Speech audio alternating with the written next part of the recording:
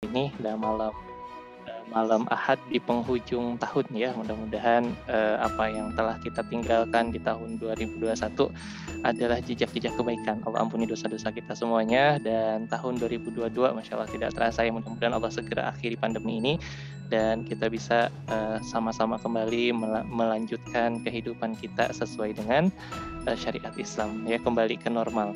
Silakan Bapak dan Ibu semuanya yang sudah join, yang sudah bergabung di Zoom ini untuk bisa membuka videonya. Alhamdulillah acara kita pada malam hari ini bekerja sama antara Cinta Quran dan juga Art of Dakwah, komunitas Cinta Quran dan juga Art of Dakwah. Selamat datang Bapak dan Ibu semuanya dari komunitas Cinta Quran dan juga dari Art of Dakwah.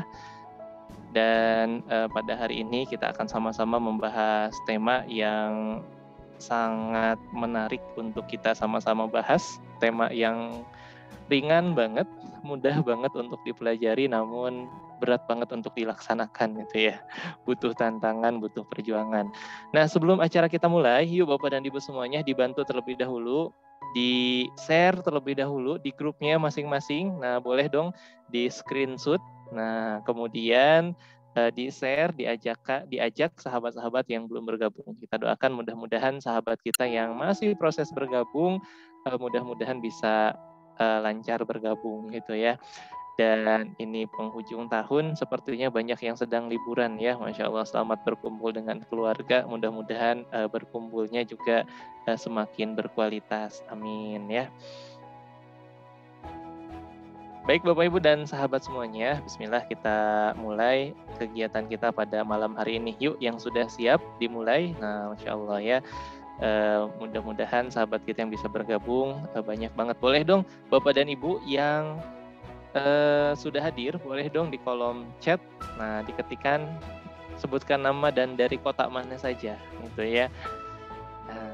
Mudah-mudahan ini banyak banget nih ya saudara-saudara kita. Nah dari seluruh Indonesia dan juga biasanya ada yang dari Malaysia dan juga ada yang dari luar negeri, dari Balikpapan, Masya Allah ya, dari Bima, dari Bali, Masya Allah, dari Cikarang, dari Bogor, NTB, Bima, Masya Allah ya, Majalengka, Tangerang, Medan, Serpong, Tangsel, Masya Allah ya. Baik, Bapak Ibu yang berbahagia, kita buka acara kita pada malam hari ini. Bismillahirrahmanirrahim. Assalamualaikum warahmatullahi wabarakatuh. Waalaikumsalam warahmatullahi wabarakatuh. Warahmatullahi wabarakatuh. Waalaikumsalam warahmatullahi wabarakatuh.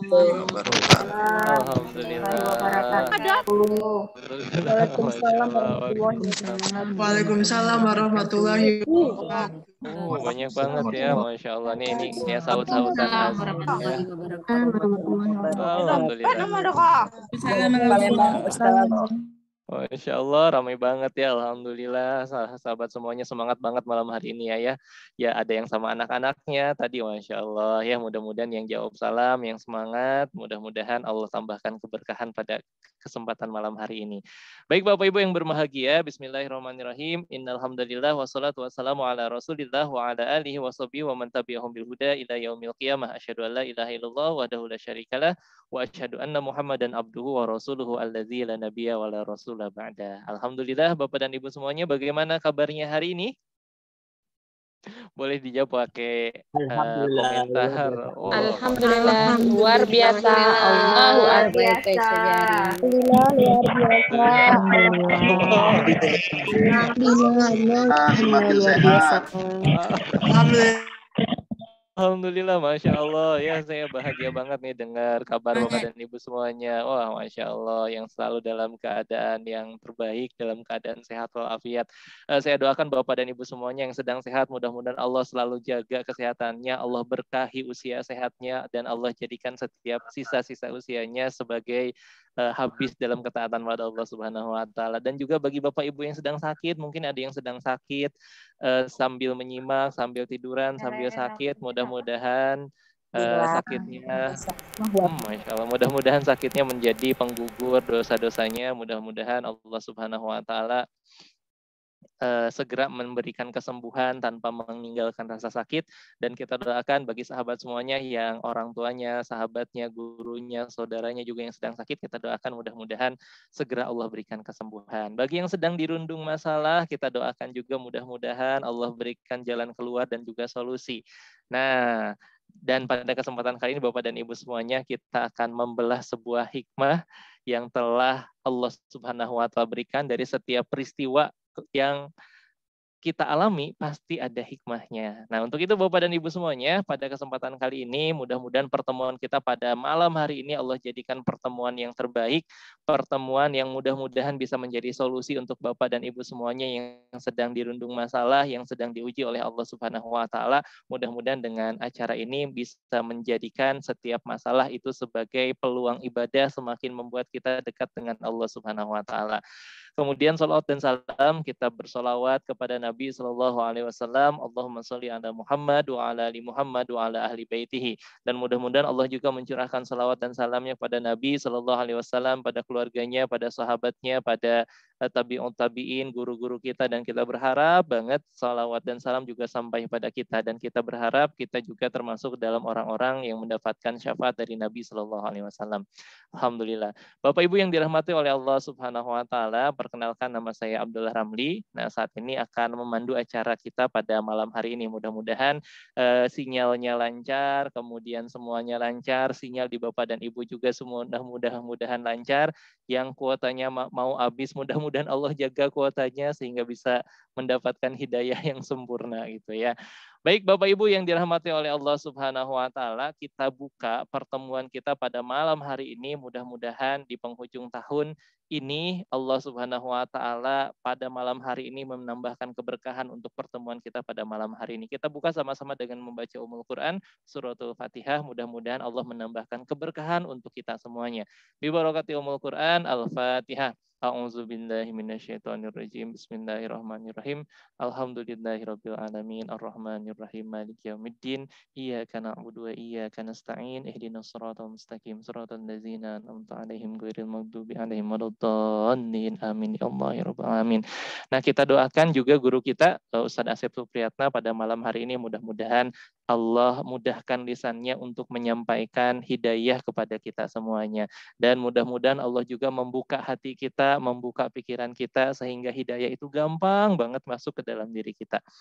Dan yang terpenting adalah mudah-mudahan dari apa yang beliau sampaikan nanti, mudah-mudahan bisa kita amalkan, bisa kita praktekkan. Bagaimana mengobati jiwa yang sedang lelah. Masya Allah ya. Nah, baik Bapak dan Ibu yang dirahmati oleh Allah Subhanahu wa Ta'ala, sahabat cinta Quran di komunitas cinta Quran, dan juga sahabat-sahabat semuanya di Art of Dakwah. Nah, sebelum Kang Asep memulai kegiatan kita, jadi saya bersama Kang Asep juga sama-sama seorang pengisi kajian perkantoran di Cinta Quran. Jadi banyak banget jasa-jasa Cinta Quran, termasuk mendukung program-program di Art of Dakwah. Dan termasuk Bapak dan Ibu semuanya, untuk private class membelah hikmah yang harusnya di penghujung tahun, nah, kita geserkan gitu ya ke awal bulan, insya Allah tanggal 7 kurang lebih ya, di minggu pertama bulan Januari 2022. Bagi Bapak dan Ibu semuanya yang sudah mendaftar, kami mohon maaf karena kelasnya diundur, karena di malam penghujung akhir tahun, nah kami sama-sama mengikuti kegiatan yang diselenggarakan oleh Cinta Quran Foundation, yaitu muhasabah akhir tahun, dan juga ada pengumuman door prize umroh. Nah, bagi Bapak Ibu yang pernah mendaftar, nah datang malam akhir tahun itu, muhasabah akhir tahun, mudah-mudahan nama Bapak dan Ibu disebutkan untuk undian umrohnya. Baik Bapak dan Ibu semuanya, mohon izin sebelum saya mulai kegiatan kita pada malam hari ini untuk menyampaikan beberapa hal yang berkaitan dengan salah satu program besar di awal tahun 2022 yang bisa kita ikuti saat ini juga.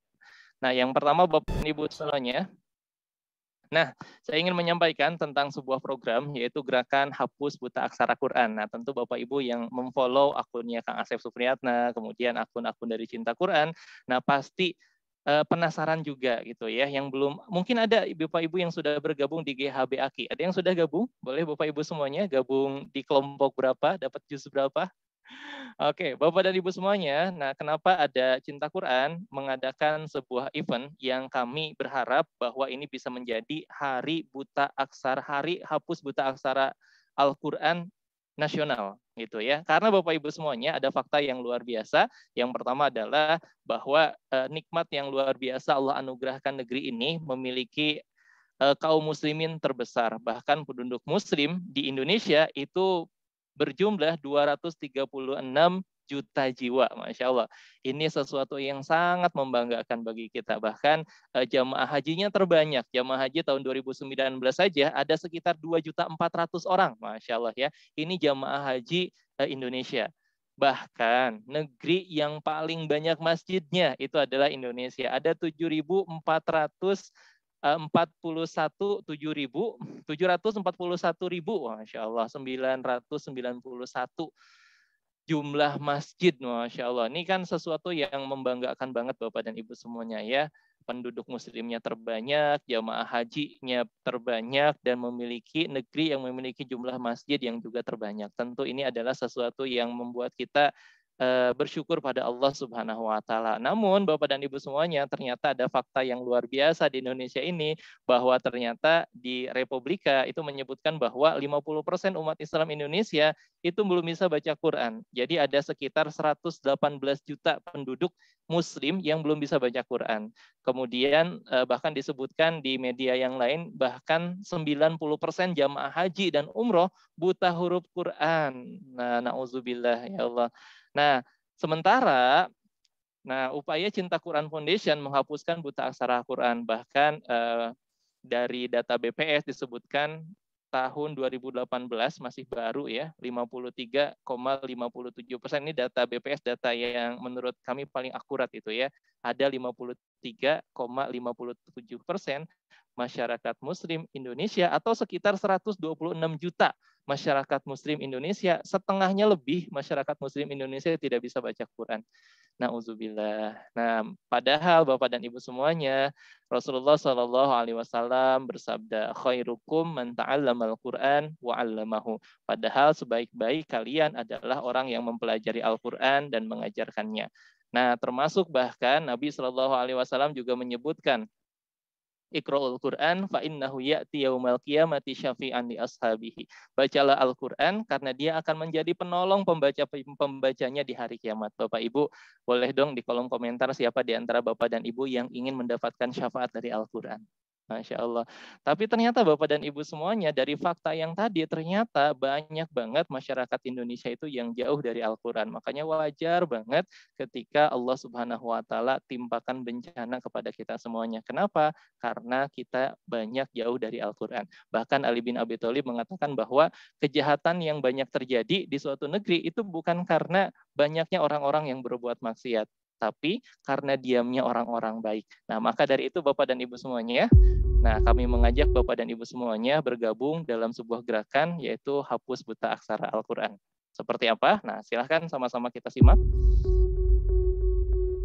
Saudara, jumlah penduduk miskin Indonesia bertambah menjadi 27,56 juta orang. Pemirsa, kualitas pendidikan Indonesia yang merupakan satu keluarga karena terlibat jaringan peredaran narkoba.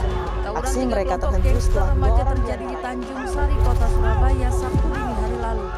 Tawuran ini pun disiarkan live di media sosial oleh gangster.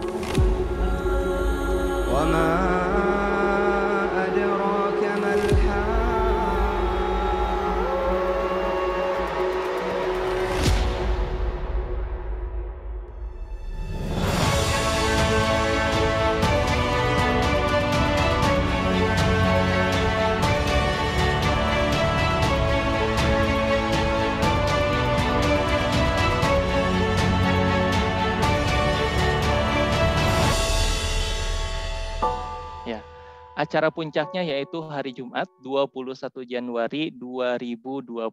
Pastikan Bapak dan Ibu semuanya mengikuti kegiatan ini. Ya, caranya yaitu dengan klik ghbaki.link di kolom pencarian atau di web di web pencarian Bapak dan Ibu semuanya. Nah, Bapak dan Ibu semuanya, seperti apa sih gerakan ini? Jadi gerakan ini Bapak dan Ibu semuanya akan diikuti oleh 100.000 partisipan dan akan serentak dibacakan pada tanggal 21 Januari itu satu orang satu juz Al-Quran. Jadi ada 100.000 orang membacakan satu juz Al-Quran, berarti saat itu akan ada 100.000 pembacaan Al-Quran, 100.000 juz pembacaan Al-Quran. Nah, pastikan Anda menjadi bagian dari gerakan hapus buta aksara Quran ini, karena satu juz yang kita bacakan berpeluang kita mendapatkan pahala keberkahan dari 100.000 juz pembacaan Al-Quran. Masya Allah, 100.000 juz berapa kali hatam nih Bapak Ibu ya, Masya Allah. Dan Bapak Ibu semuanya bisa bergabung sekarang dengan cara klik ghbaki.link. Nanti Bapak dan Ibu semuanya akan masuk ke dalam sebuah grup WhatsApp, ada 500 grup WhatsApp. Nah, jadi ada sekitar 125.000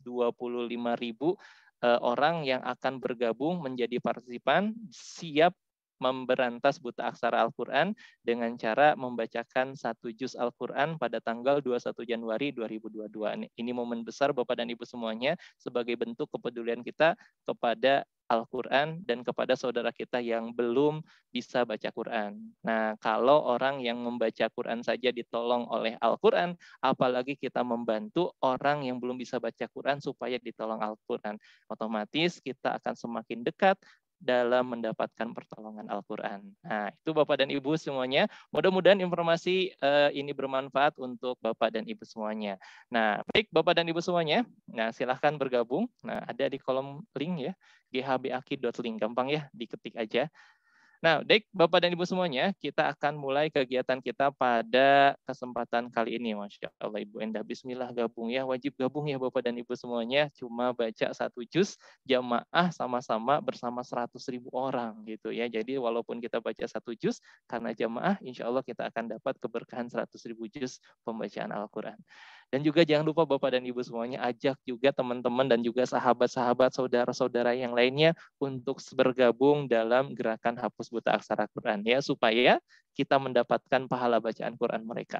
Baik Bapak dan Ibu yang dirahmati oleh Allah Subhanahu wa taala, kita akan mulai kegiatan kita pada kesempatan kali ini, yaitu sesuai dengan tema yang sudah Bapak dan Ibu semuanya tahu, yaitu membelah hikmah untuk jiwa yang lelah, yang akan disampaikan oleh guru kita Ustadz Asep Supriyatna. Kita panggilkan dulu beliau. Assalamualaikum Ustadz. Oh. Alhamdulillah sehat. Ustadz coba ngomong lagi, ini agak mendem suaranya di saya. Ya, sekarang?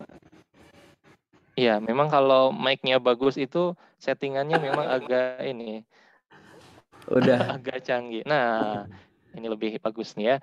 Oke, baik Ustadz Asep. Oke. Saya persilahkan untuk memulai kegiatan kita pada kesempatan kali ini. Pada Ustadz Asep, tafadhol. Baik, bismillahirrahmanirrahim.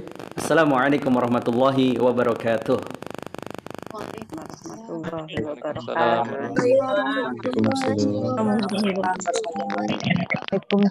warahmatullahi wabarakatuh.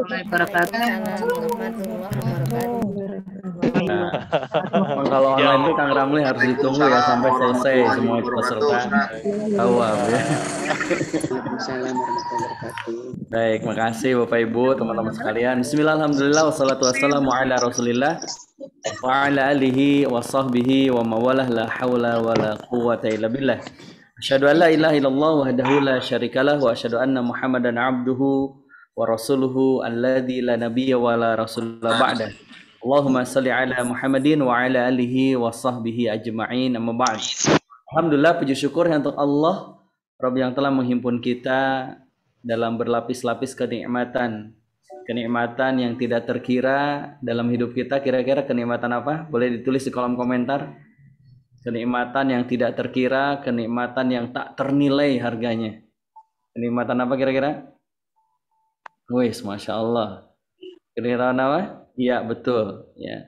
Kenikmatan iman dan Islam. Tidak semua makhluk Allah ini manusia. Dan tidak semua manusia beriman. Kita bersyukur kepada Allah. Allah masih memberikan kita kenikmatan iman dan Islam. Kita juga diberikan oleh Allah kenikmatan berupa kesempatan hidup di hari ini, di malam hari ini, yang mungkin orang lain sedang berlibur, sedang menikmati waktu bersama keluarga, tapi di tengah-tengah liburan kita isi dengan hal yang insya Allah mudah-mudahan menjadi bekal kita menghadap Allah Subhanahu wa Ta'ala. Salam dan salawat tentunya mudah-mudahan tetap terlimpah ruah kepada junjungan kita baginda Rasulullah Muhammad sallallahu alaihi wasallam, juga kepada keluarga, sahabat dan umatnya hingga akhir zaman. Baik Bapak Ibu yang dimuliakan oleh Allah, dan Kang Ramli, Kang Devi, teman-teman semuanya, baik itu dari maupun komunitas, selamat malam hari ini. Saya berdoa Bapak Ibu semuanya, sahabat-sahabat semuanya di malam hari ini senantiasa dalam kebaikan, senantiasa dalam keberkahan. Mudah-mudahan Allah memberkahi harta Bapak Ibu sekalian.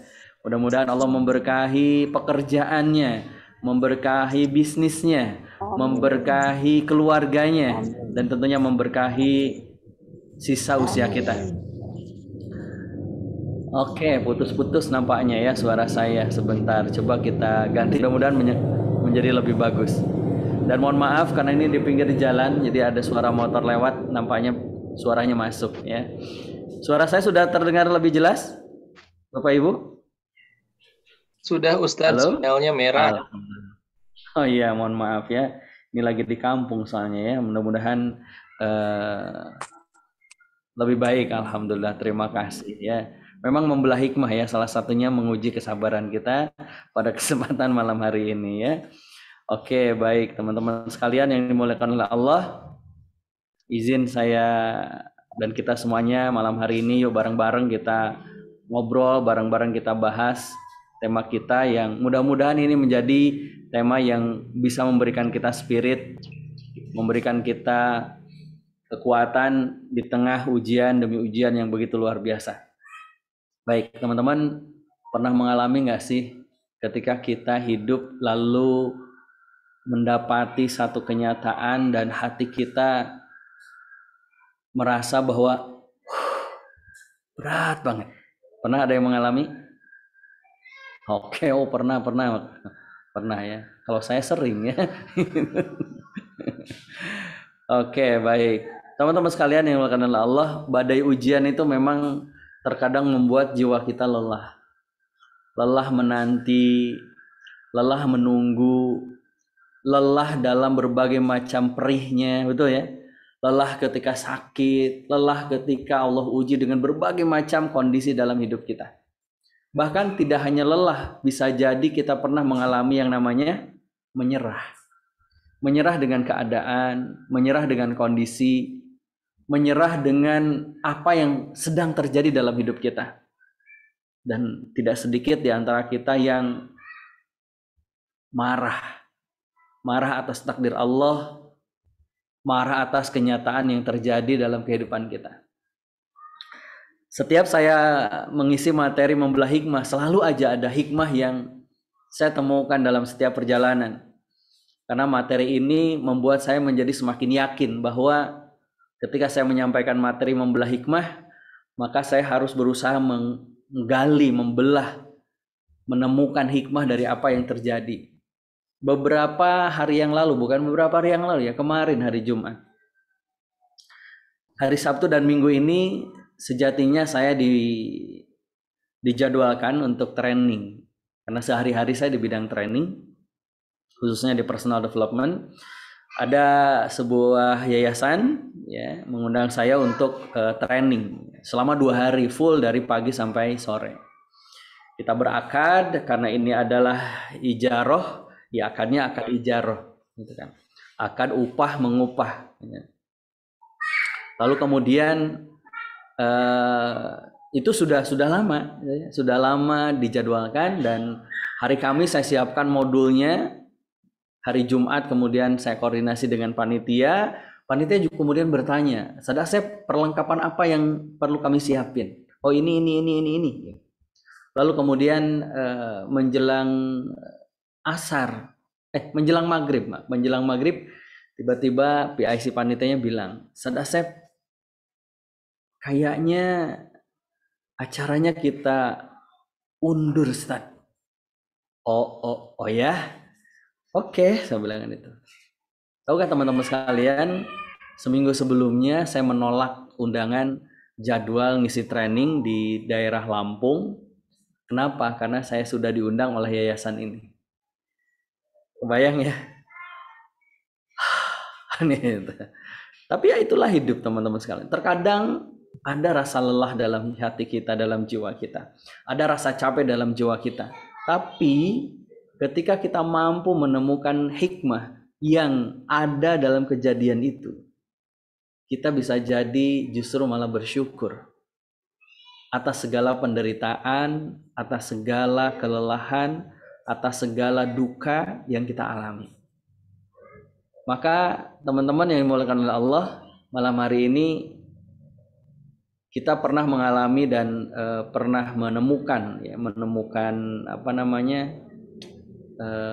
sebuah kondisi di mana ada seseorang yang selamat dari kecelakaan pesawat terbang. Namanya Pak Sony Setiawan. Ada yang masih ingat nggak? Ya. Beliau ini salah satu penumpang dari pesawat Lion Air JT610 yang saat itu mengalami kecelakaan, jatuh, dan semua penumpang dan awak pesawatnya meninggal.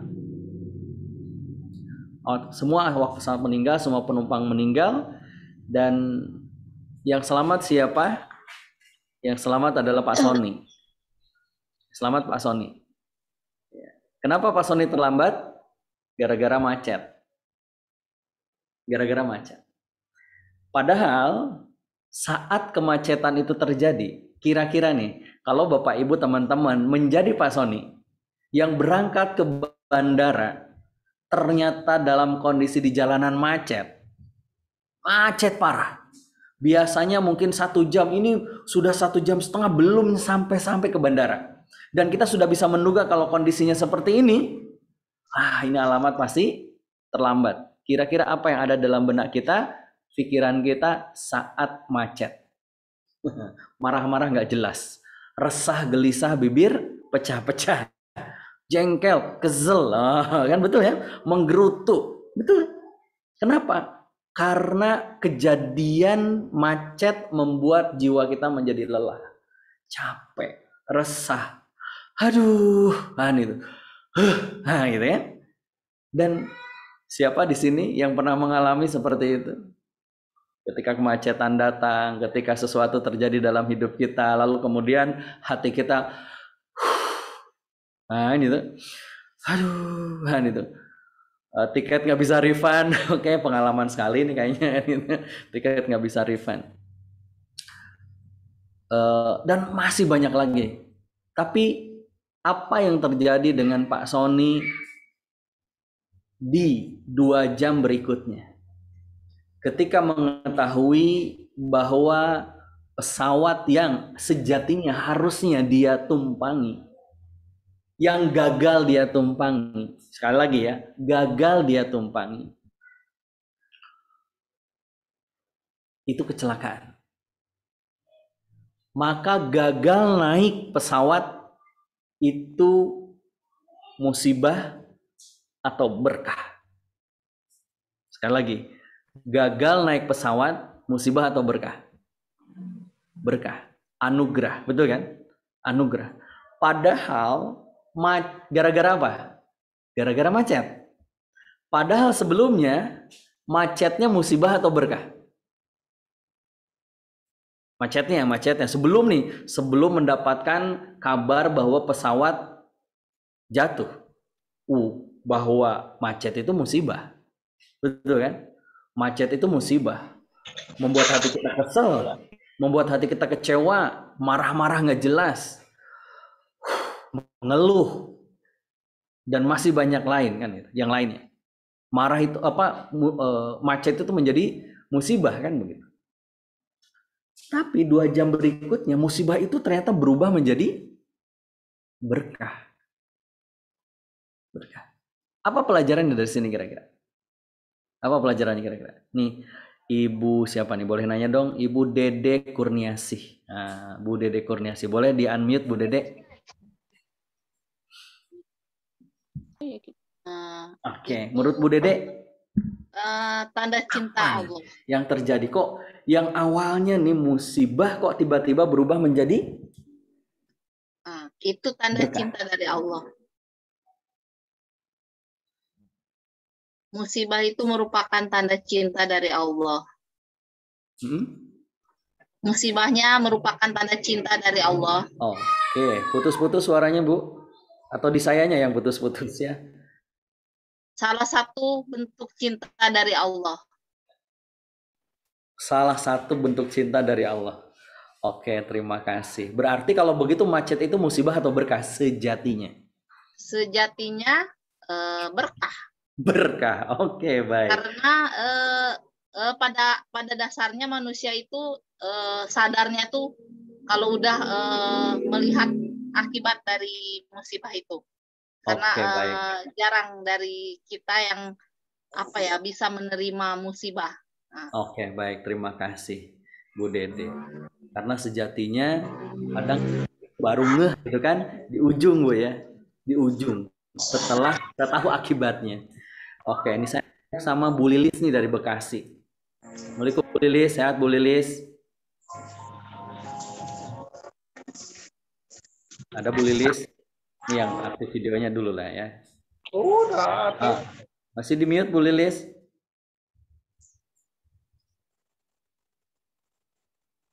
Halo Bu Lilis? Saya Pak. Saya Pak Ustadz. Lilis Bekasi nih, ada tulisan. Oh salah, sorry. Ya maaf. Silakan. Nggak apa-apa Bu ya, nanti kita ini. Oke, Bu Lilis. Oh, udah nih ada didampingi sama suami nih. Masya Allah. Luar biasa nih. Ini yang namanya sejoli ya nih. Masya Allah. Assalamualaikum Pak. Ya, waalaikumsalam. Assalamualaikum warahmatullahi wabarakatuh Ustaz. Alhamdulillah. Sama Asep Ustaz, orang Ciamis. Sama Asep Ustaz. Oh ya, Masya Allah. Orang Ciamis. Yang marganya sama. Mudah-mudahan jadi silaturahmi. Oke, Bu Lilis boleh nanya ya. Amin. Beruntung sekali nih ada Pak Asep di sampingnya. Bu Lilis, kalau mendapati suami kita pelit, musibah atau berkah? Berkah tuh. Berkah jadi kaya Ustaz. Berkah tabungannya jadi banyak. Oh, berkah. Okay. Pak Asep sekarang pengen nanya jadi pengen nanya sama Pak Asep. Pak Asep, kalau istri ternyata ini punten ini misal aja ya. Bisa jadi benar ya. Oke, Pak Asep, kalau misalkan ternyata nggak kebayang nih istri kita itu di awal menikah mau wah bahagia senang ternyata lama-kelamaan kok ketahuan ternyata cerewet. Bawel. Istri cerewet, bawel gitu kan, itu musibah atau berkah Pak Asep? Bagi saya berkah Ustaz, karena ngangenin itu Ustaz. Oh gitu. Oke, baik. Luar biasa ya. Nah, makasih ya Bu Lilis dan Pak Asep. Terkadang ya, kita dalam hidup ini terlalu dini untuk menyimpulkan. Ya, terlalu dini untuk menyimpulkan. Sampai akhirnya kita langsung respon dengan marah. Seorang hamba kita nih kadang langsung marah atas takdir Allah. Bisnis bangkrut langsung marah. Betul ya? Penghasilan berkurang langsung marah. Jodoh nggak kunjung datang langsung marah. Karir nggak naik-naik langsung marah. Kita marah atas takdir Allah. Tapi lalu datanglah kasih sayang Allah. Datanglah cintanya Allah. Datanglah pesan cinta Allah dalam kejadian itu. Serta merta kita tersungkur, menangis, malu, memohon maaf. Kenapa? Karena telah berburuk sangka kepada Allah. Sering kejadiannya begitu. Saya. Betul nggak? Yang awalnya kita menduga, ya Allah, gitu ya. Tiba-tiba datang cintanya Allah, datang pesan cinta Allah, datang kasih sayang Allah. Lalu tangisan itu yang awalnya menangis marah atas takdir Allah, atas ujian yang Allah timpakan kepada kita, sekarang berubah nangisnya itu menjadi penyesalan. Ya Allah, maafin hamba telah berburuk sangka kepadamu. Sekarang hamba ngerti, tahu kenapa engkau ngasih tahu ini. Pak Sony yang tadi, dia merasakan betul. Andai, ini kalau berandai-andai boleh. Andai Pak Sony itu tidak kemacetan, tidak mengalami yang namanya macet, tentu normalnya dia akan bersama penumpang yang lain di atas, di dalam pesawat. Tapi Allah berikan macet itu kepada Pak Sony, bukan kepada yang lain. Coba, bukan kepada yang lain enggak macet, yang lain enggak kena. Dan akhirnya kita bisa tersenyum, malu, tertunduk malu, lalu menangis karena telah berburuk sangka kepada Allah. Begitulah hidup kita, Bapak Ibu sekalian. Maka ketika jiwa kita lelah, terkadang betul kita marah, kita menyerah. Tetapi tentu ini berbahaya dalam hidup. Mari kita lihat teman-teman sekalian. Lagi kajian, tiba-tiba muncul suara-suara. Betul kan? Kalau kita merasa bahwa itu adalah musibah, lalu ini di mute atau di mute ibu, ya Allah ini udah tahu online, yang lain kan kan begitu. Tapi ketika kita tahu, ya begitulah ibu yang namanya online, kan bawa anak, bawa ini, ya di rumah dan sebagainya. Kita bisa jadi oke. Kita tidak menjadi lelah jiwa kita. Dan akhirnya tidak hanya lelah teman-teman Bapak Ibu sekalian yang dimuliakan oleh Allah. Terkadang ya, tidak sedikit juga manusia, termasuk kita di dalamnya, menyerah dalam hidup. Menyerah dalam hidup. Oh ya, itu suara keindahan, betul sekali. Menyerah, lalu akhirnya bunuh diri. Menyerah, lalu akhirnya memutuskan untuk mengakhiri hidup dia. Dia mengira bahwa dengan mengakhiri hidup selesai sudah persoalannya. Padahal tidak. Dengan mengakhiri hidupnya justru menambah persoalan baru. Menambah persoalan baru, menambah masalah baru, menambah problem baru. Maka teman-teman yang dimuliakan oleh Allah, itulah kalau kita merasa jiwa kita sedang lelah, lalu kemudian kita tidak bisa menemukan hikmah, sehingga bisa mengubah musibah itu menjadi berkah. Kenapa itu bisa terjadi? Jawabannya adalah karena kita sering melakukan jumping, loncat, terlalu dini menyimpulkan, terlalu cepat mengambil kesimpulan. Tapi kan Ustadz, kalau begini nanti gini kan itu. Kita kembali lagi ke kemacetan tadi. Andai kalau Pak Sony itu menjadi kita, ketika kemacetan itu terjadi langsung kita jumping. Ya Allah, ini kan tinggal 20 menit lagi ini masih di tol dalam kota. Ya Allah, nanti gimana kalau telat, nanti nggak bisa refund, nanti nggak. Wah, itu banyak sekali di dalam pikiran kita kesimpulan-kesimpulan yang membuat diri kita menjadi marah terhadap takdir Allah, marah terhadap keputusan Allah. Pertanyaan saya kepada teman-teman sekalian, keputusan siapa yang paling baik di muka bumi ini? Keputusan kita atau keputusan Allah? Silakan nih. Allah. Oke. Oh Allah. Pertanyaan saya lagi, rencana siapa yang akan benar-benar terjadi dalam hidup kita? Rencana kita atau rencana Allah? Allah. Pertanyaannya, kenapa kita sering memaksakan rencana kita harus menjadi rencana Allah? Memaksakan keinginan kita menjadi keinginan Allah. Harusnya dibalik kan? Harusnya keinginan kita mengikuti keinginan Allah.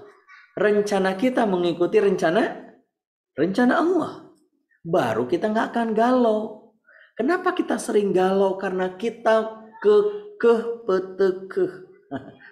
Ada Pak Asep ya, kekeh petekeh kan itu.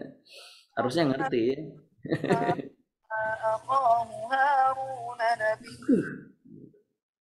Kita merasa bahwa keputusan kita, rencana kita itu yang terbaik. Sehingga ketika diberikan hasil yang berbeda, kita kecewa. Kita marah. Kita lelah, bahkan kita menyerah. Kenapa? Karena kita jumping. Kita loncat. Kita tiba-tiba menyimpulkan ke kesimpulan yang menurut siapa? Kita, bukan menurut Allah. Macet menurut kita musibah, tapi menurut Allah, aku beri kamu macet biar kamu selamat. Menurut kita bangkrut itu musibah, tapi menurut Allah, aku beri bangkrut hari ini karena aku ingin memberikan kamu kesuksesan besok, lusa, minggu depan, bulan depan, tahun depan.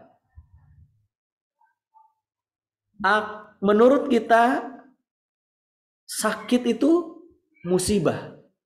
Tapi bisa jadi justru kata Allah, dengan sakit itu sebenarnya aku sedang ingin memberi kamu begini.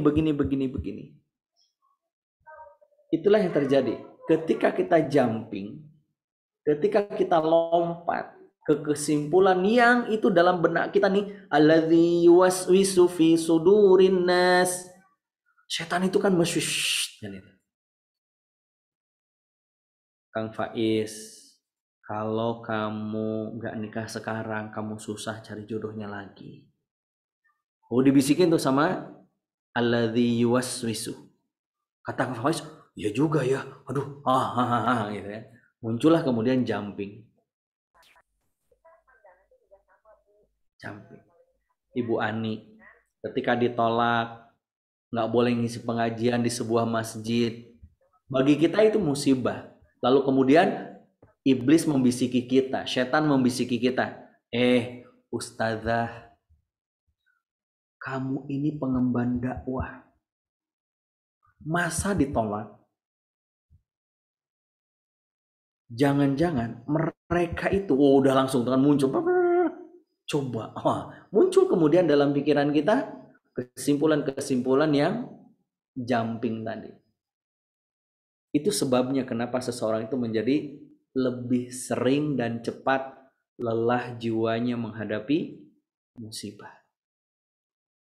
Berawal dari apa jumping itu? Berawal dari yang namanya persepsi. Apa? Persepsi. Contoh tadi, macet musibah atau berkah, kita menjawabnya musibah. Itu kan persepsi kita musibah. Betul kan? Kita mempersepsikan bahwa macet itu musibah. PHK, kita yang mempersepsikan bahwa itu adalah begini dan begitu. Padahal sejatinya bisa jadi musibah itu justru adalah berkah. Oke, bisa dipahami sampai di sini? Ketika gimana? Ketika kita bisa membelah hikmah dari kejadian yang sedang menimpa kita, kita akan bisa mengubah rasa dari musibah itu. Musibahnya nggak bisa dirubah, tapi rasa hidup kita, jiwa kita, hati kita, itu yang bisa kita rubah. Sebagai contoh begini, tentang persepsi. Ada yang tahu gambar apa ini? Ibu-ibu pasti tahu ya. Ada yang tahu ini? Ya, seledri. Aduh, yang namanya seledri itu, Bu, kalau kita beli bawang daun, ya seledrinya tiga batang gitu kan. Seledrinya secuil kan begitu kan. Kalau kita mau bikin sop. Enak, wangi. Kenapa? Karena masakan khususnya sop berkuah tanpa seledri itu kayak masakan apa ya? Betul kan? Nggak ada rasanya. Nggak ada kenikmatannya. Nah pertanyaannya, gimana kalau seledri itu dirubah menjadi jus? Kira-kira masih? Ya, tadi kan katanya wangi, seledri, bikin masakan jadi nikmat, bikin masakan jadi berasa. Sekarang tak kasih nih jus seledri. Oh, pahang. Apa itu pahang? Pahit, itu bau gitu kan. Jadi nggak enak gitu kan. Betul, betul sekali. Dan itu yang saya alami. Saya lupa tahunnya ya, ketika tahun berapa ya, 2017 kalau tidak salah ya. Saya mendampingi umroh, saat itu mendampingi grup dari sebuah perusahaan pestisida. Saya jadi pembimbingnya, lalu kemudian sebelum berangkat semua jamaah cek darah. Jadi travelnya baik banget. Jadi semua jamaahnya dites darah, dites asam urat, kolesterol, gula darah dan sebagainya. Untuk apa? Untuk memastikan kesehatan para jamaah. Dan ternyata apa yang terjadi ketika saya cek darah, kata susternya, Ustadz, asam urat Ustadz lumayan tinggi. Asam uratnya lumayan tinggi. Hati-hati makanannya Ustadz ya, selama di tanah suci. Oke. Lalu kemudian berangkat umroh, pulang umroh, saya sampaikan kepada istri bahwa asam urat saya tinggi. Lalu tiba-tiba pulang dari kantor, pulang dari luar acara, nyampe ke rumah, istri sudah menyiapkan 1 gelas jus seledri tanpa gula, tanpa es. Kira-kira kalau ibu-ibu bapak jadi saya dan kita membaca, itu adalah mempersepsikan musibah yang rasanya pahit, rasanya bau, rasanya tadi apa lagi? Nggak enak, rasanya pahang. Lalu kemudian kita meresponnya, dan respon kita kan sesuai dengan persepsi, betul kan? Respon kita sesuai dengan persepsi. Lalu kemudian kita bilang, ini minuman apa? Pahit amat. Misalkan kalau saya manggil kepada istri, Umi ngerti nggak sih minuman yang enak kayak gimana? Gitu kan. Umi paham nggak sih, gitu kan? Minuman favorit Abi. Umi nggak ngerti ya, Abi itu baru pulang kerja, capek. Gitu kan. Kita ngerespon marah, kenapa? Karena merasa bahwa jus seledri itu pahit, pahang, nggak enak. Nggak enak. Tapi kan Abi nggak usah pakai tapi, besok bikin yang bener dong. Masa bikin jus nggak pakai gula, nggak pakai es? Wah, itu ramailah malam hari itu. Misal kalau begitu. Kenapa? Ternyata istri membuatkan jus seledri karena tahu asam urat saya tinggi. Berbeda kalau kita mempersepsikan misalkan sesuai dengan yang diinginkan oleh istri. Mi, ini jus apa? Ini jus seledri, Bi. Buat apa?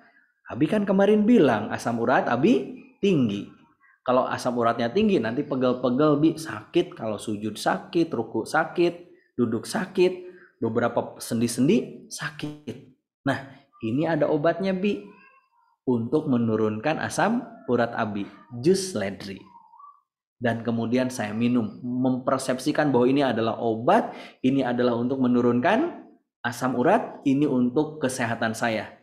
Pahit diminum, pahang diminum. Paham maksudnya sampai di sini? Yang keliru istri saya atau saya?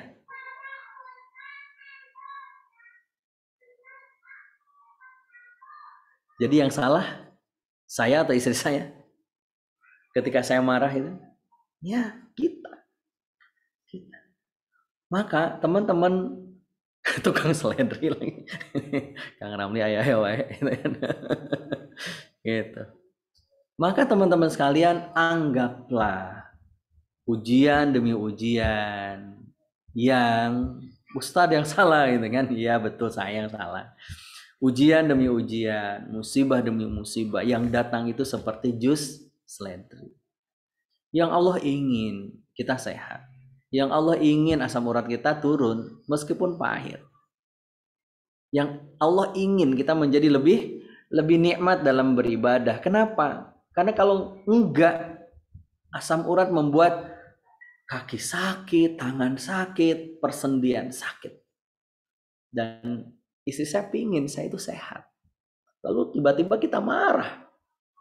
Karena kita mempersepsikan jus seledri itu dengan sesuatu yang pahit.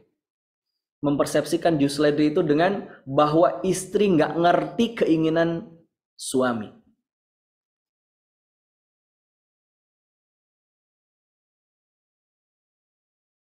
Persepsikan bahwa istri nggak paham keinginan kita.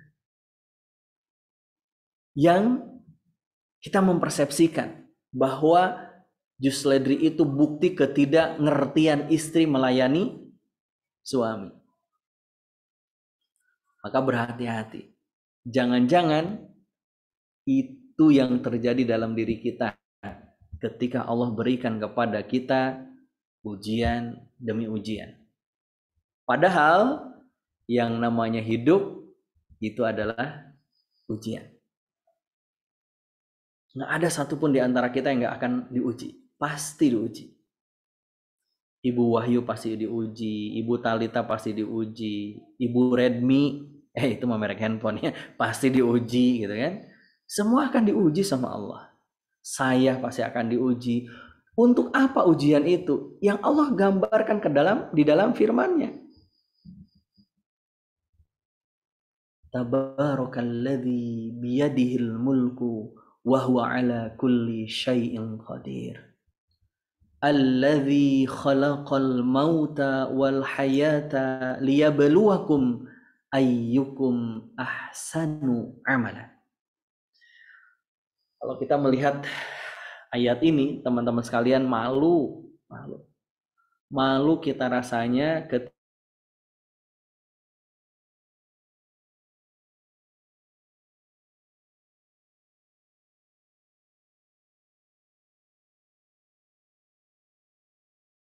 ayat ini memberikan bukti kepada kita bahwa Allah menciptakan malam dan siang. Yang dengan kehidupan kita ini, di tengah malam dan siang, di antara malam dan siang itu silih berganti. Liyabluwakum. Untuk apa sih? Untuk menguji kita. Jadi kita itu pasti akan diuji. Nggak mengenal pinter atau bodoh, ulama atau santri, orang berilmu atau awam, pejabat atau rakyat, orang kaya atau miskin, semua akan diuji. Betul kan? Coba. Miskin, ujian bukan? Ujian. Kaya, ujian. Pejabat, ujian. Rakyat, ujian. Jadi ulama, ujian. Jadi orang awam, ujian. Ganteng, ujian. Jelek, apalagi. Semuanya ujian. Semuanya ujian. Malam hari ini kita kajian online, pesertanya 800, ujian. Ujian apa kok pesertanya 800? Kok jadi ujian? Ujian bagi saya, bagi panitia. Tuh, banyak loh pesertanya, keren kan? Nah, mulai itu naik. Kan ujian. Pesertanya dikit, ujian juga. Ya Allah, kok peserta yang dikit ya? Ujian juga. Semuanya kan ujian. Berarti kalau begitu, kalau semua ini ada ujian, berarti problemnya ada di mana? Ada di ujian bukan? Bukan. Problemnya bukan ada pada ujiannya. Problemnya ada di mana?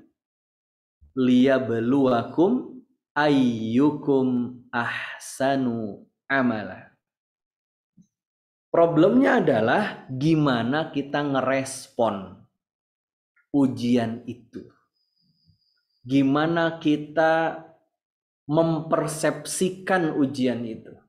Gimana kita memberi makna dari ujian itu. Gimana kita memaknai kejadian itu. Gimana kita menyikapi kejadian itu. Itu yang menjadi sumber kenapa seseorang itu masih ada yang galau, ada yang tidak. Ada yang menyerah, ada yang survive. Ada yang bertahan, ada yang berpaling. Liyabluwakum ayyukum ahsanu amala. Maka kalau begitu, jangan pernah kita menduga bahwa kita nggak akan diuji. Semua ini adalah ujian. Semua ini adalah ujian. Suara saya hilang? Enggak. Aman, Zat, aman. Aman. Mohon maaf ya. Karena kalau di kampung ini riskan juga ya. Ada hujan dikit, gerimis, hilang sinyal kan itu. Ini pun ujian. Kita kan nggak bisa mengendalikan sinyal.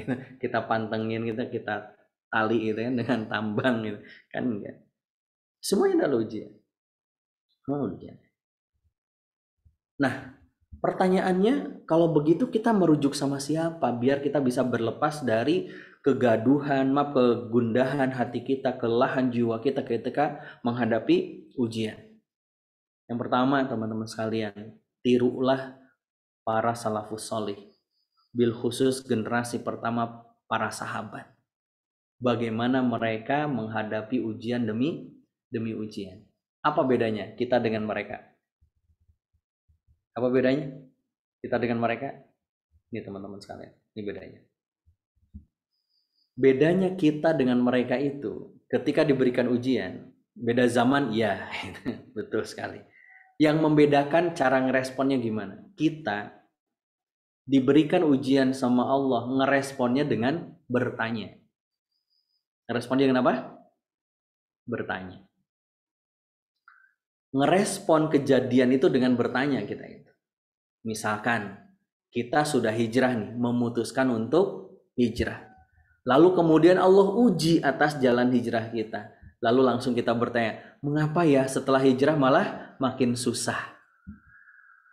Susah begini, susah begitu, susah ini, nafkahnya susah, ininya susah. Capek akhirnya, lelah akhirnya. Ya kan? Ketika diberikan ujian, kita bertanya lagi, mengapa ya setelah sesuai dengan syariah, bisnis malah makin rugi, bukan untung? Lalu kemudian kita menyalahkan tuh kan, pakai metode bisnis syariah aja berantakan, mendingan kayak dulu deh. Kita menganggap bahwa ketika kita bermigrasi ke sistem syariah, ke aturan syariah, kita menduga mempersepsikan justru malah banyak masalah, rugi. Pelajar yang lagi ujian, lalu kemudian dia sudah berhijrah dan dia mau jujur. Ketika ujian dia jujur, ternyata ketika dia jujur nilainya jelek. Kenapa ini setelah jujur malah nilainya jelek? Tuh yang lain nilainya bagus. Kenapa? Kenapa? Dan kenapa? Mengapa ya setelah transaksinya halal, malah masalah datang? Kenapa ya setelah saya banyak ibadah malah semakin sulit hidup saya? Kenapa ya? Kenapa ya? Kenapa ya? Dan berbagai macam pertanyaan kenapa yang menghantui hidup kita. Seakan-akan kita mempersepsikan bahwa rencana kita, harapan kita, keinginan kita di atas keinginan Allah. Seakan-akan bahwa rencana kita itu yang harus berjalan. Seakan-akan bahwa keinginan kita itu yang harus terjadi. Padahal belum tentu. Belum tentu. Kenapa? Karena rencana Allah yang maha indah. Betul sakit, betul perih, betul. Pasangan kita sakit. nggak bisa mencari nafkah, lalu kita menggantikan pasangan kita mencari nafkah. Ada seorang istri. Berat nggak? Berat, nggak mudah. Nggak mudah. Ketika kita yang hadir dalam benak kita pertanyaan, kenapa hari ini saya ditimpa ini, kenapa hari ini saya ditimpa ini, kenapa. Akhirnya kita menjadi ragu atas takdir Allah. Kita menjadi ragu atas pertolongan Allah. Kita menjadi ragu atas kekuasaan Allah. Berbeda dengan para sahabat. Kalau kita melihat bagaimana sosok para sahabat ketika ujian datang, keyakinan mereka semakin kuat. Makin diuji, makin yakin sama Allah. Bukan makin banyak tanya. Semakin diuji, ujian datang, semakin bertambah pula keimanan dia kepada Allah. Itu para sahabat. Semakin diuji, semakin pasrah dia dengan keputusan Allah. Semakin diuji, semakin dia yakin atas pertolongan Allah.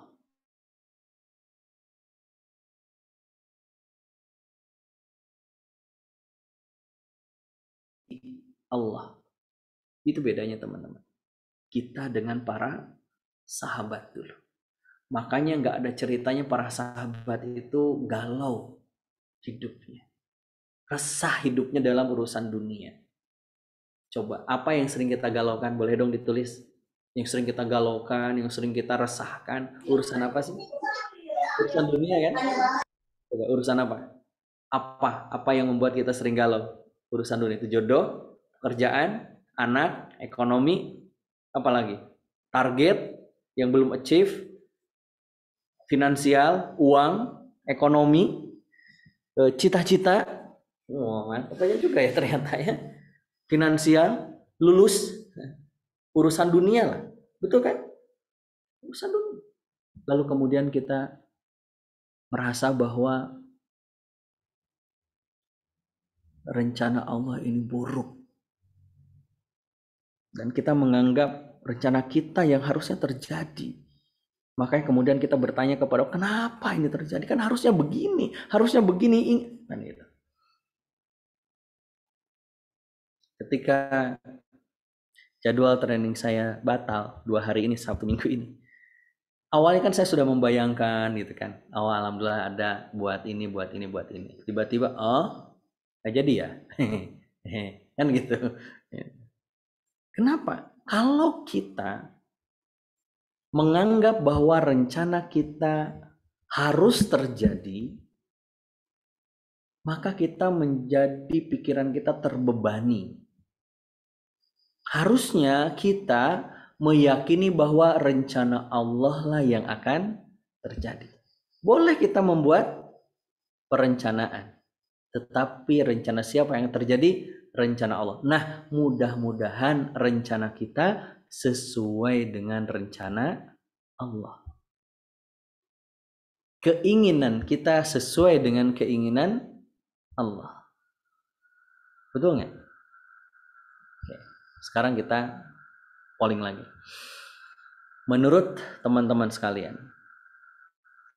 Allah itu A, selalu ngasih yang terbaik, B, kadang-kadang ngasih yang terbaik, atau C, nggak pernah ngasih yang terbaik? Jawab, silahkan. Menurut teman-teman, Allah itu selalu ngasih yang terbaik, kadang-kadang ngasih yang terbaik, B, atau nggak pernah ngasih yang terbaik? Masya Allah, selalu ya. Selalu always Ustadz, nggak pernah never. Betul kan? Tapi pertanyaannya, ketika kita melamar lalu ditolak, itu rencana siapa? Kita ditolak itu rencana siapa? Rencana Allah. Keputusan siapa? Keputusan Allah. Berarti kalau kita merasakan dan menilai bahwa Allah selalu ngasih yang terbaik, berarti kita ditolak lamaran kita itu terbaik atau buruk? Harusnya kan terbaik. Tapi kita yang mempersepsikan itu buruk. Sehingga kita marah sama Allah. Sehingga kita lelah jiwa kita. Jadi poin pertama yang ingin saya sampaikan kepada teman-teman, ubahlah persepsi ujian ini dengan persepsinya Allah. Kalau Allah jangan pakai persepsi ya. Dengan kehendaknya Allah, dengan keinginan Allah, dengan maunya Allah, bukan maunya kita. Oke? Dengan kehendaknya Allah. Kenapa? Karena tadi kehendaknya Allah itu yang terjadi. Terus kita nggak boleh punya kehendak dong? Ya, kehendak kita harus sesuai dengan kehendak Allah. Rencana siapa yang terjadi? Rencananya Allah. Maka sesuaikan rencana kita dengan rencana Allah. Kalaupun kejadiannya tidak sesuai dengan rencana kita, oh berarti rencana kita belum sesuai dengan rencana Allah. Kan selesai. Betul nggak? Kenapa kita jadi stres? Karena kita sering memaksa bahwa harus rencana kita, harus keinginan kita, harus, pokoknya harus. Capek teman-teman sekalian. Maka apa yang harus kita lakukan? Yang kedua, maka teman-teman harus segera mencari hikmah dari kejadian itu yang sedang terjadi. Kalau kita belum menemukan hikmahnya, wajar kita akan terus mengalami yang namanya lelah, capek, kalut dalam hidup. Seakan-akan bahwa Allah nggak adil sama kita. Kenapa ini dikasih sama Allah? Berat banget. Kan begitu. Padahal bisa jadi justru Allah sedang, sini. Aku kangen sama kamu. Kan bisa jadi gitu. Sudah lama kamu nggak menengadahkan tanganmu. Sudah lama aku nggak mendengarkan rintihanmu. Sudah lama aku nggak melihat ruku dan sujudmu. Sudah lama aku nggak melihat kekhusyuan dalam membaca Al-Quranku. Sudah lama aku merindukan malam engkau bangun untuk bersujud kepadaku. Sudah lama wahai hambaku, aku merindukan keluh kesahmu kepada aku. Maka aku berikan ini. Sebagaimana istri saya memberikan jus ledri. Maka teman-teman yang dimuliakan Allah, yang kedua yang harus diperhatikan, selain persepsinya dirubah menjadi kehendak Allah, bahwa harus ada dalam pikiran kita yakini saja kehendak Allah, maka kita akan menjadi nikmat menjalani kehidupan kita. Yang kedua, segeralah membelah hikmahnya. Karena nggak bisa kita akan tenang hidup kita sampai kita menemukan hikmahnya. Betul kan? Seperti Pak Sony tadi, nggak akan bersyukur sampai ketemu kejadian berikutnya. Tetapi ketika macetnya kan kita tetap marah, ketika macetnya kita tetap kesal, ketika macetnya kita tetap ngeluh, dan itu dosa. Nah, maka agar tidak memperpanjang dosa, jangan sampai menunggu kejadian berikutnya datang yang menjadikan kita jadi sadar bahwa inilah hikmahnya kenapa kita macet. Maka saat macet itu kita mencoba memaknai bahwa macet itu adalah berkah. Dengan apa? Menemukan hikmahnya. Oh iya ya, dengan macet ini saya bisa membaca Al-Quran. Dengan macet ini saya bisa melakukan ini. Dengan macet ini saya bisa begini dan begitu. Dan kita nggak pernah tahu apa yang akan terjadi berikutnya. Lalu kenapa kita menyibukkan hari-hari kita dengan marah? Kecewa itu wajar, tapi marah itu kan pilihan. Maka jangan bebani hidup kita dengan marah, dengan amarah, dengan kekecewaan, dengan keluh kesah. Padahal bisa jadi justru itu rencana terbaik untuk kita yang Allah hadirkan untuk kita. Maka bergegaslah untuk membelah hikmahnya Allah. Ketika kita tidak yakin akan janji Allah, ketika kita tidak yakin akan pertolongan Allah, kita tidak akan menunggu. Betul nggak? Sekali lagi, orang yang nggak yakin akan pertolongan Allah, dia nggak akan sabar. Nggak akan sabar.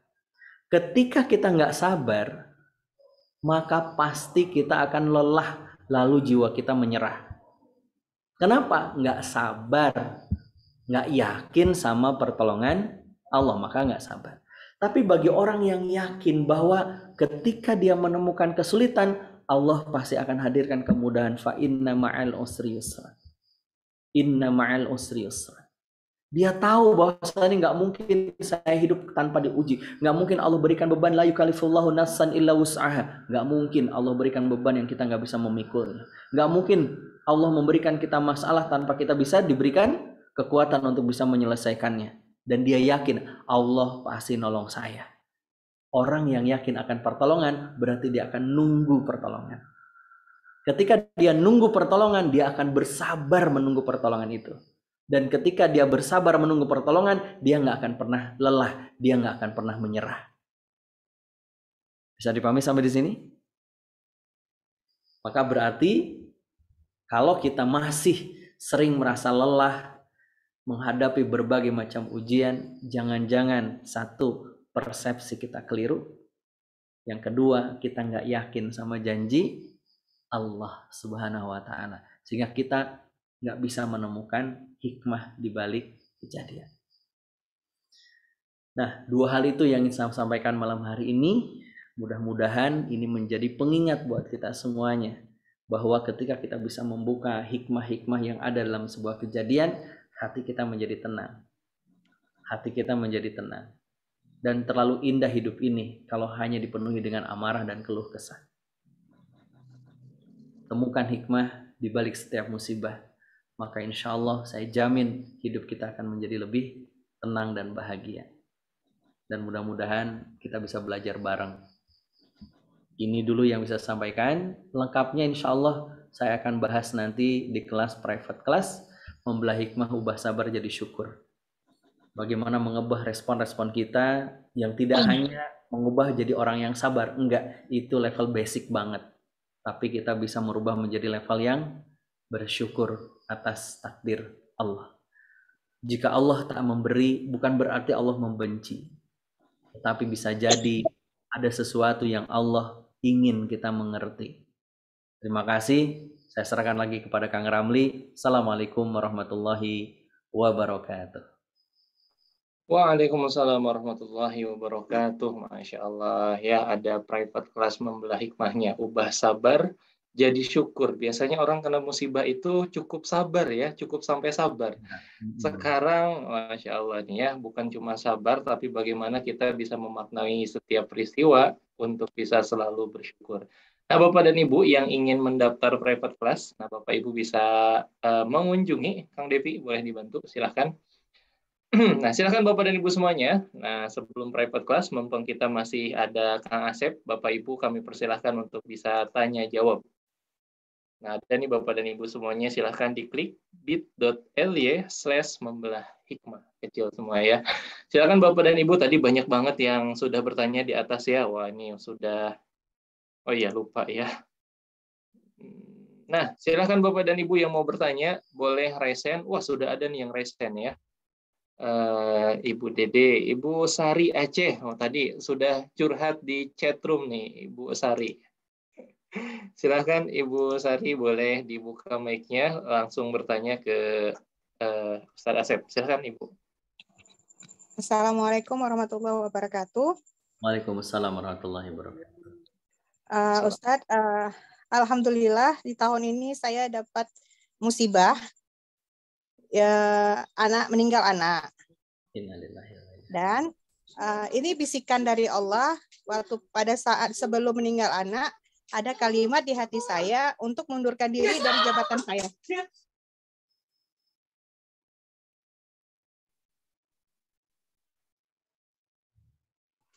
Dari jabatan saya. Jadi setelah saya mengundurkan diri dari jabatan saya kehilangan anak, itu muncul kata-kata kalimat dua musibah saya. Di awal ya Ustadz. Dua musibah saya. hilang anak dan hilang jabatan. Nah, tapi setelah itu plong Ustadz, plong. Cuma saya alhamdulillah diberikan kawan-kawan, saudara yang mendorong saya untuk mengikuti kajian-kajian Ustadz. Kajian-kajian. Nah, pada saat saya galau ya Ustadz, di awalnya kan galau Ustadz. Di awalnya sempat saya stres Ustadz. Di saat yang bersamaan saya dapat musibah. Tapi setelah itu Ustadz, di 3 bulan kemudian Allah menampakkan hikmah yang luar biasa Ustadz. Yang luar biasa hikmahnya, saya dibawa keliling seluruh Aceh. Dengan alasan saya sudah keluar dari jabatan saya yang sebelumnya, saya diberikan peluang menjadi narasumber di keliling Aceh. Makanya itu luar biasa ya Ustadz, yang sebelumnya nggak terpikirkan oleh saya. Nah, kesalahan saya yang di awal itu kan udah jadi dosa ke saya Ustadz. Nah, gimana ya Ustadz menebusnya? Maksudnya ya sekarang emang saya sudah coba mendekatkan diri, berhijrah, terus ikut kajian-kajian untuk menguatkan hati dan berbanyak istighfar, sedekah Ustadz kan. Cuma tetap rasa yang saya sudah timbulkan di awal tahun dulu sampai sekarang masih ada Ustadz, rasa bersalah dengan musibah itu. Kita kesal duluan kayak Ustadz, ini manusiawi ya Ustadz. Setiap kita dapat musibah kan nggak langsung nampak hikmahnya. Betul. Nah itu Ustadz, dan makanya dari tadi saya juga di kolom chat udah saya duluan tanya Ustadz, karena perasaan itu masih mengganjal saya Ustadz sampai hari ini. Mungkin ada solusi dari Ustadz, ada trik-trik dari Ustadz untuk menenangkan hati saya. Baik, terima kasih. Tapi emang luar biasa Ustadz, hikmahnya luar biasa. Baik. Terima kasih Bu Sari dari sama-sama Ustadz. Baik. Yang pertama, sebenarnya bertobat itu kan ada 2 jenis ya. Memohon ampun ketika itu hanya berurusan kita dengan Allah. Pernah kita marah terhadap takdir Allah, pernah kita ngeluh atas ujian dari Allah, pernah kita kecewa bahkan sampai mungkin marah sama takdir Allah atas sebuah musibah, maka itu cukup dengan taubat. Kita memohon kepada Allah, kita bertaubat kepada Allah, mengakui bahwa dulu saya salah, itu sudah selesai insya Allah. Kemudian dilanjutkan dengan amal-amal solih untuk menutupinya. Itu yang pertama. Yang kedua, ada ketika kita ngerespon musibah itu, bukan hanya kita marah kepada Allah, tapi marah kepada makhluk. Contoh, kita kecewa, kemudian kita misalkan ditimpa musibah, lalu kita marah sampai, mohon maaf contoh saja ini ya, memukul anak kita. Kan ada ya, memukul anak dan sebagainya. Karena kita marah. Maka kita nggak cukup dengan taubat kepada Allah. Kenapa? Karena ada sangkut paut dosa kita dengan makhluk yang lain, yaitu manusia yang lain. Maka taubat kita akan diterima oleh Allah ketika kita sudah menyelesaikan hubungannya dengan manusia yang lain itu. Kalau dengan anak berarti kita datangi anak kita mohon maaf kepada Allah.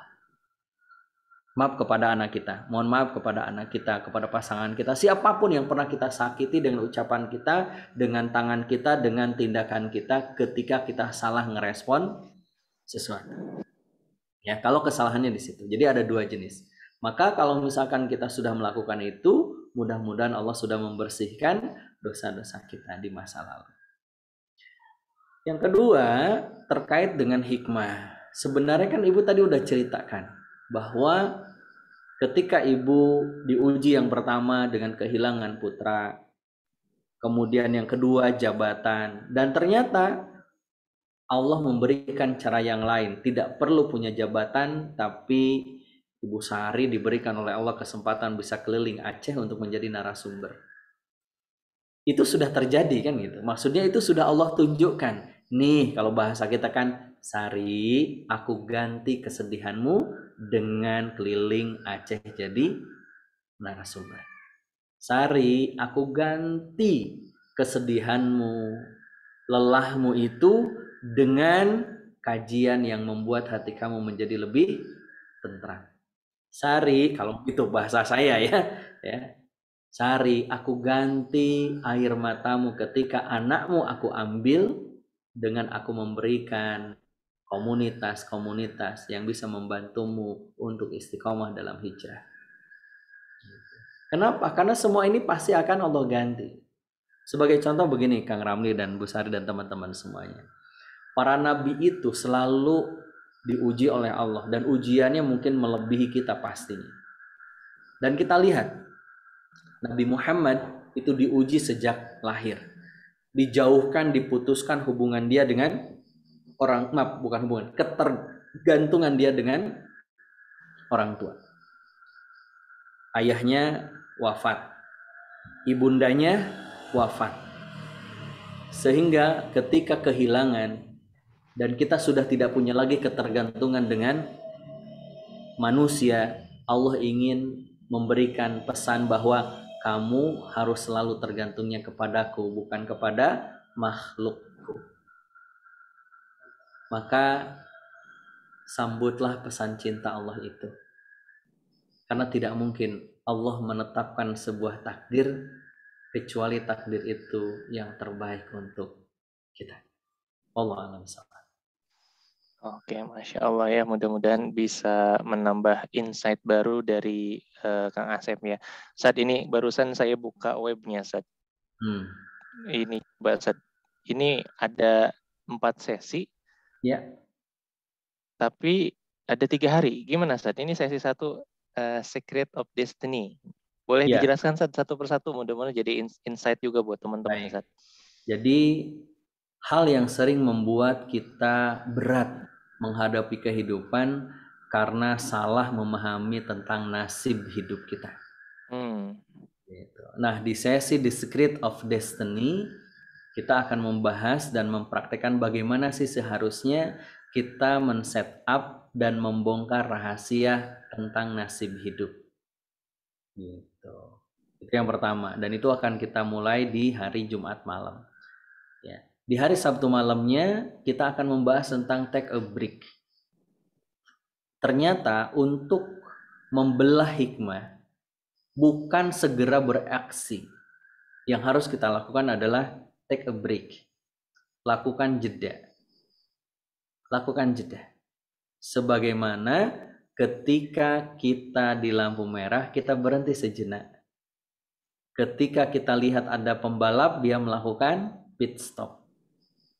Dan kita akan belajar sama-sama seperti apa sih pit stop yang harus kita lakukan untuk take a break dalam menghadapi musibah. Sehingga kita bisa benar dalam meresponnya. Nah, itu hari Sabtu malam. Hari Minggu dini hari, kita akan bareng-bareng pembelajarannya jam 2:30 malam. Karena kita pingin mengundang keajaiban demi keajaiban. Mengundang kebaikan demi kebaikan. Mengetuk pintu-pintu pertolongan Allah. Dan itu adalah waktu yang sangat luar biasa. 1/3 malam terakhir. Getting miracle. Apa yang harus kita lakukan untuk mengundang pertolongan Allah? Apa yang harus kita lakukan untuk segera menenangkan jiwa kita? Kita bukan berarti tidak diperintahkan untuk melupakan musibah, tapi untuk menetralkan rasa ketika musibah itu tiba. Dan Minggu malam kita akan membahas tentang moment of awakening. Bagaimana kita menemukan momen-momen untuk kita tetap bangkit dari keterpurukan sehingga hati kita tetap tenang menghadapi kehidupan. Gitu Kang Ramli. Jadi tetap 3 hari. Jadi 1/3 malam itu ngapain, Zat? Banyak lah, rahasia. Nanti kita akan ada banyak kejutan-kejutan lah di dalam. Oke, baik Ustaz ya. Masya Allah makin menarik ya. Ini saya mohon izin prioritaskan yang raise hand ya, Ustaz, dari Ibu Inayatul Amalia. Silahkan Ibu Inayatul Amalia. Assalamualaikum warahmatullahi wabarakatuh. Waalaikumsalam warahmatullahi wabarakatuh. Gimana ya? Jadi di tahun 2018 sih. Punten Mbak ya, suaranya kecil sekali ya di saya. Oh, Ya, halo? boleh Iya, sama. sama Udah, ya. Kirain udah di saya suaranya? doang. Nah, Ya, udah mulai lebih jelas. Iya, di tahun 2018 itu menurut saya ujian benar-benar beruntun ya saya alamin. Jadi pertama yang namanya gagal pernikahan, terus kecelakaan, yang membuat saya harus fisioterapi dan berobat bolak-balik ke dokter lah, rumah sakit, sampai akhirnya saya kehilangan pekerjaan. Dan saya itu sempat marah, sempat menyalahkan orang juga, menyalahkan diri, menyalahkan Allah. Itu sudah dosa banget ya Ustaz ya, menyalahkan Allah. Sampai sempat berpikir apa harus bunuh diri aja kali gitu ya, sempat berpikir untuk bunuh diri. Tapi alhamdulillah saya punya klien waktu itu, dan saya juga ada pekerjaan sampingan klien untuk ngajakin coba Mbak Inaya ikutin kajian-kajian kayak gitu kan. Dari situ saya belajar untuk oh ya ternyata selama ini gue salah dalam hati gitu kan. Itu gimana ya Ustaz untuk minta ampun, bener minta ampunnya. Terus buat upgrade kesabaran, terus ngambil hikmah dari setiap kejadian itu kayak gimana Ustaz. Terima kasih semuanya. Terima kasih Mbak Inayatul. Punten mohon maaf, tahu acara ini dari mana Mbak Inayatul? Soalnya ikut ini di grup dakwah Ustadz. Oh, Art of Dakwah, baik. Nah, itu ya. Oke, baik. Mudah-mudahan Allah senantiasa mencintai Mbak Inayatul. Ketika Allah menyapa kita dalam bentuk musibah, itu sebenarnya Allah sedang ingin mendekatkan kita dengan Allah. Yang terkadang itu tidak kita temukan saat kita diberikan kenikmatan. Betul nggak?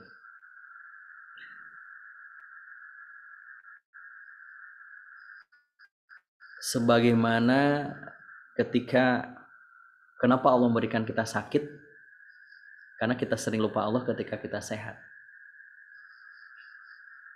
Kenapa Allah memberikan kita berupa kehilangan pekerjaan? Karena bisa jadi ketika kita masih memiliki pekerjaan, kita sering melupakan Allah. Maka Allah ingin kangen sama kita, ingin menyapa kita. Sini, irji'i ila radiyati rabbika. Irji'i ila rabbiki radiyatan maradiyah. Sini, aku kangen. Jadi seakan-akan dengan berbagai macam ujian yang pasti berat, seolah-olah Allah ingin menyapa Mbak Inayatul. Sini. Irji'i ila rabbiki radiyatan maradiyah. Fadkhuli fi ibadi. Sini, jadilah hamba-hambaku. Yang kau tahu kan, hambaku pasti akan diuji. Fadkhuli fi ibadi. Wadkhuli jannati. Maka dengan itu masuklah engkau ke dalam surga. Dan itu nggak bisa kita rasakan ketika kita nggak punya keimanan terhadap surga. Sesakit-sakitnya kita di dunia ada ujungnya. Sesulit-sulitnya kita di dunia ada ujungnya. Tapi ketika kita sulit di yaumil akhir nggak ada ujungnya, teman-teman. Kita bahagia di dunia nggak ada, pasti ada ujungnya. Ketika kita senang di dunia ada ujungnya. Tapi tidakkah kita ingin kita mendapati kebahagiaan yang nggak ada ujungnya, yaitu di surga? Maka ketika Allah memberikan kita musibah demi musibah, ujian demi ujian, pesan cintanya apa? Karena Allah ingin kita menghapus dosa-dosa kita. Allah ingin kita naik derajat kita. Allah ingin kita dekat dengan Allah. Allah ingin kita semakin melekat dengan Allah. Sehingga ketika kita bersabar, Allah akan ganti semua tangis itu, kepedihan itu, kecewa itu dengan kenikmatan yang kita akan tersungkur malu karena kita pernah berburuk sangka kepada Allah. Berbahagialah ketika kita tetap bertahan berbaik sangka kepada Allah. Nikmati terus ujian demi ujian agar kita semakin dicintai Allah. Pun seisi manusia, seisi muka bumi ini memusuhi kita, gak masalah. Yang penting Allah tetap mencintai kita. Allah alam misal. Mudah-mudahan Mbak Inayatul senantiasa semakin dicintai oleh Allah. Amin ya rabbal alamin. Aduh, Masya Allah nih Ustadz. Ini pertanyaannya banyak banget nih Ustadz Dodo. Ini kayaknya sampai jam 12 nih nggak selesai nih Ustadz. Masya Allah. Baik, Bapak Ibu mohon izin kita batasi sampai dengan 21.45 ya. Jadi insya Allah kurang lebih 10 menit lagi ya. Dan kita mohon izin prioritaskan yang raise hand dan yang open video ya. Ada Ibu Rika Amriani. Silahkan Ibu Rika.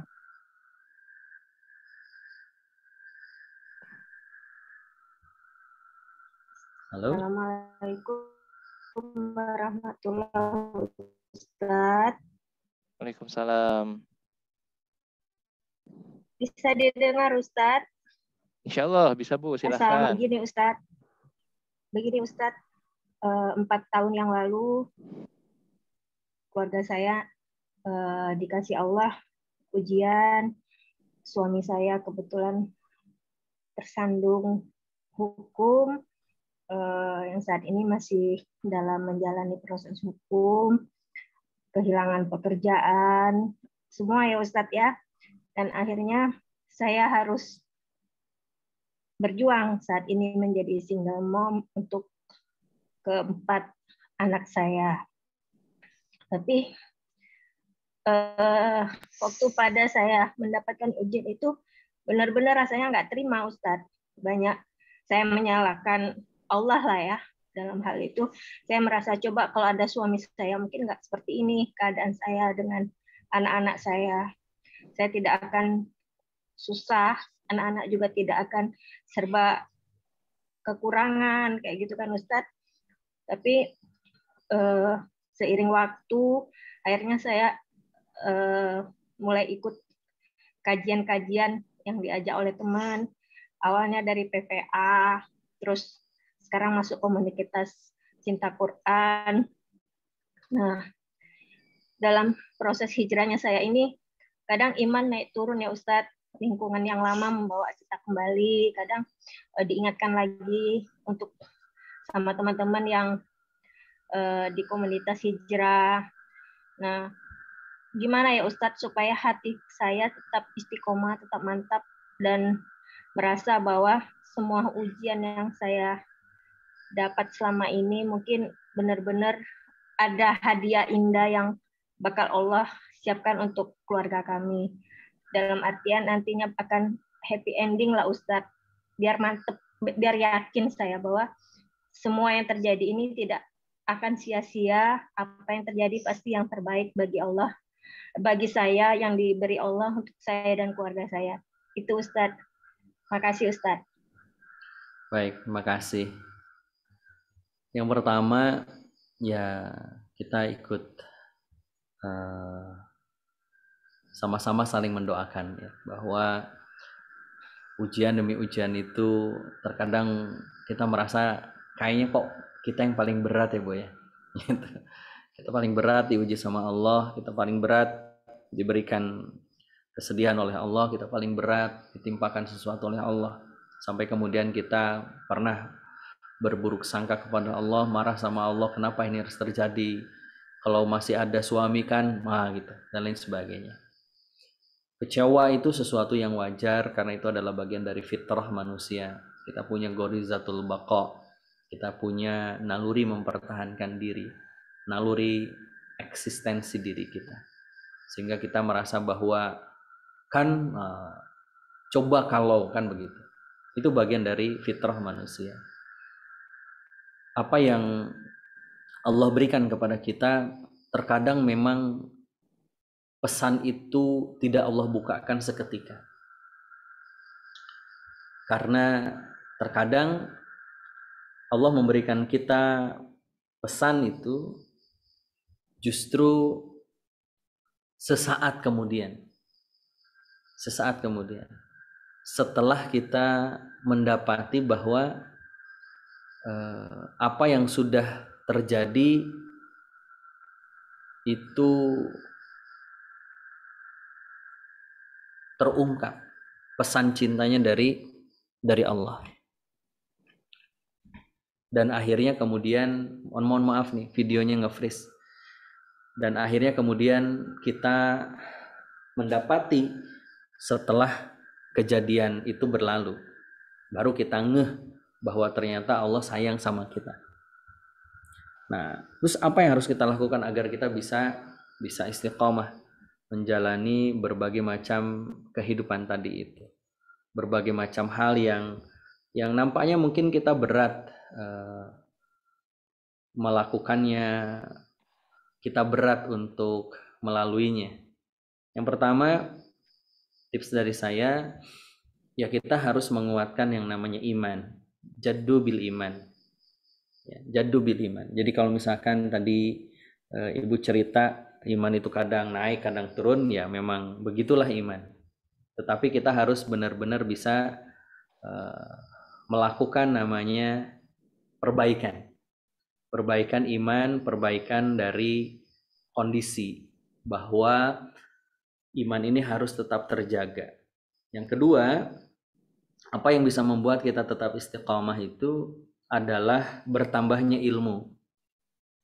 Kenapa tadi Bu Rika ketika bergabung dengan ikut kajian akhirnya kemudian bisa membuat hatinya menjadi lebih tenang, menjadi lebih tentram, kan begitu? Karena bertambahnya ilmu. Yang sebelumnya kita nggak tahu menjadi tahu. Oh ternyata ini nggak boleh, oh itu nggak boleh. Dan dengan ilmu jadi kita tahu. Sehingga kita bisa menjaga keistiqomahan kita ketika kita menghadapi berbagai macam musibah dan ujian. Yang ketiga tentunya ada komunitas.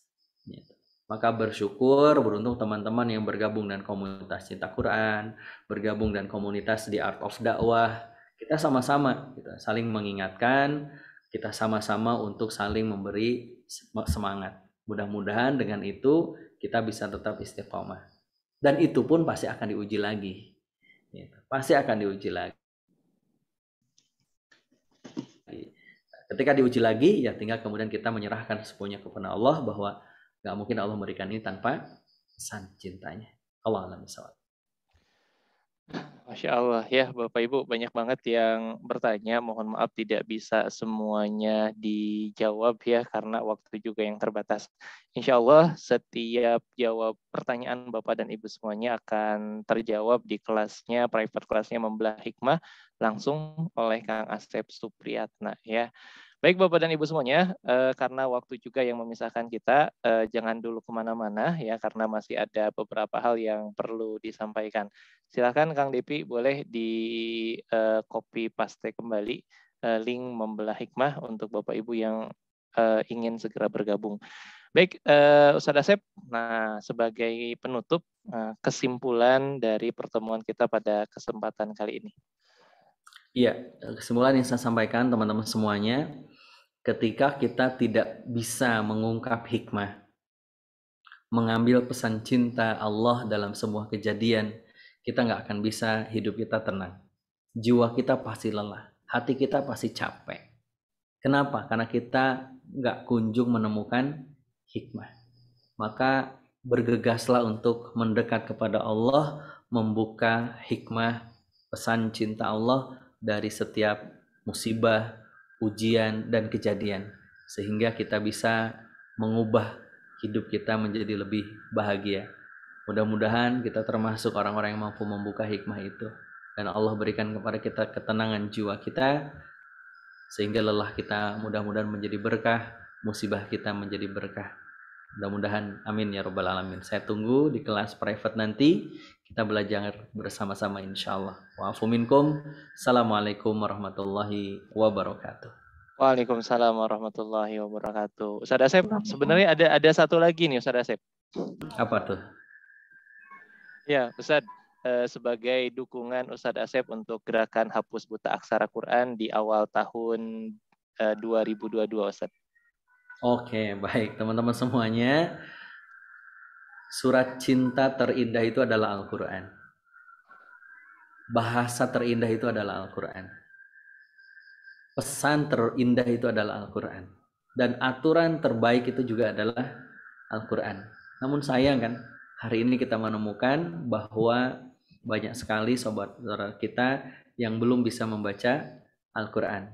Mari bergabung teman-teman semuanya di gerakan Hapus Buta Aksara Quran bersama kami di Cinta Quran Foundation. Mudah-mudahan apa yang bisa kita lakukan itu memberikan kontribusi untuk saudara-saudara kita sehingga bisa terbebas dari buta aksara Quran. Saya ikut di gerakan Hapus Buta Aksara Quran dan insya Allah Bapak Ibu teman-teman juga ikut. Assalamualaikum warahmatullahi wabarakatuh. Waalaikumsalam warahmatullahi wabarakatuh. Terima kasih Bapak dan Ibu semuanya. Jadi ada dua pesan ya, sama-sama membelah hikmah ya. Private class membelah hikmah dan juga Bapak Ibu, yuk jangan lewatkan satu buah momen besar, momen akbar di awal tahun 2022 menjadi bagian gerakan Hapus Buta Aksara Quran. Kita bantu mereka dan mereka akan bantu kita di hari kiamat. Baik Bapak dan Ibu semuanya, sekian pertemuan kali ini, kita tutup dengan sama-sama membaca doa kafaratul majelis. Subhanaka Allahumma bihamdika asyhadu an la ilaha illa anta astaghfiruka wa atubu ilaik. Terima kasih Bapak dan Ibu semuanya. Hanya yang layak yang akan Allah beri hadiah indah, hanya yang memantaskan yang akan Allah kabulkan setiap permintaan. Saya Abdullah Ramli mewakili kru dari Art of Dakwah dan juga komunitas Cinta Quran. Apabila ada kekurangan, kesalahan, kami mohon dimaafkan. Sampai bertemu di event selanjutnya di Private Class Membelah Hikmah dan juga gerakan Hapus Buta Aksara Quran. Assalamualaikum warahmatullahi wabarakatuh. Waalaikumsalam